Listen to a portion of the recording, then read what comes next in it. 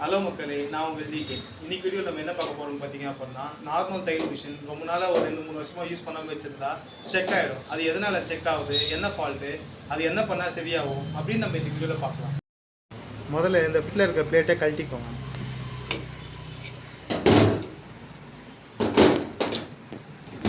கழட்டிங்கன்னா இந்த மிஷின் பார்த்தாலே தெரியும் உங்களுக்கு எவ்வளோ வருஷம் இருக்குது அப்படின்னு. இது எதனால் எந்த ஃபால்ட் அப்படின்னா, மெயினுக்கு இந்த மிஷினுக்கு தேங்காய் எண்ணெய் போடக்கூடாது, மிஷின் ஆயில் தான் யூஸ் பண்ணணும்.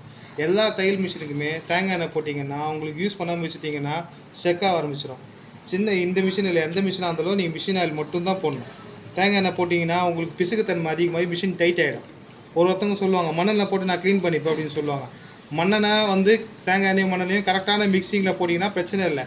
மண்ணெண்ணெய் அதிகமாகிடுச்சா துரு பிடிக்க ஆரம்பிச்சிடும். தேங்காய் எண்ணெய் அதிகமாகிடுச்சா இந்த மாதிரி உங்களுக்கு திக்னஸ் அதிகமாகவே மிஷின் டைட் ஆகிடும்.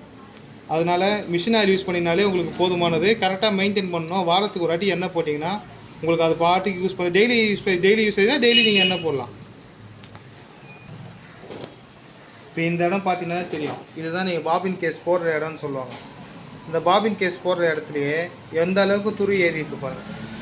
இது எதனாலன்னா, ஒன்று தண்ணி போட்டிருக்கோம், மேலே தண்ணி பாட்டில் தண்ணி சொம்பு கூட நீங்கள் வைக்கக்கூடாது. வச்சிங்கன்னா நீங்கள் அதை வைக்கும் போது எடுக்கும் போது கூட உங்களுக்கு தண்ணி போடும் மிஷினில்.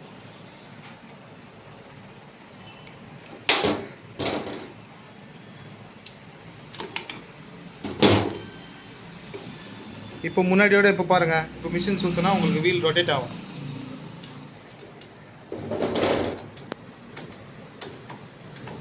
இப்போ வீலை சுற்றி விட்டால் ஒரு 4-5 வாட்டி மிஷின் சுற்றணும். ஒரு சின்ன டஸ்ட்டு உங்களுக்கு இந்த ஷெட்டிலில் ஒரு சின்ன டஸ்ட்டு பட்டதுனாலும், ஷெட்டில் சின்ன டஸ்ட்டு பட்டினாலும் உங்களுக்கு மிஷின் டைட் ஆகிடும். இவ்வளோ துரு இருந்ததுன்னா உங்களுக்கு மிஷினே ரன் ஆகாது. ஃபஸ்ட்டு மிஷினில் நூல் மாட்டிருந்தது அப்படின்னா மிஷின் டைட் ஆகும். இந்த பேக்கில் இந்த வீல் கிட்ட நூல் மாட்டோம் அடிக்கடி. இந்த இடத்துல நூல் மாட்டிருந்தாலும் வீலை ஃபுல்லாகவே கழட்டிட்டு புஷ்ஷெல்லாம் கழட்டிட்டு நம்ம வீலில் உள்ளேருந்து நூல் எடுத்தால் தான் மிஷின் ஃப்ரீ ஆகும். அதேமாதிரி இது உள்ள நூல் மாட்டினாலும் மிஷின் டைட் ஆகும். நீடில் பாருக்கு இங்கே உள்ளே மாட்டினாலும் மிஷின் நூல் டைட் ஆகும். நீங்கள் தைக்கும் போது மாற்ற ஃபால்ட்னால தான் மிஷின் உள்ளே நூல் மாட்டுது. நீங்கள் தைக்கும் போது எப்பயுமே உங்களுக்கு நூல் மாட்டாது. தைக்கிறதுக்கு முன்னாடி பண்ணுற தப்புனாலையோ தைச்சதுக்கு அப்புறம் பண்ணுற தப்புனாலையோ தான் நூல் மாட்டுது உங்களுக்கு. இதே மாதிரி இன்ஃபர்மேஷனான வீடியோஸ் பார்க்குறதுக்கு அடுத்தடுத்து நம்ம பேஜை ஃபாலோ பண்ணிக்கோங்க. மறக்காமல் சேனலை சப்ஸ்கிரைப் பண்ணிக்கோங்க.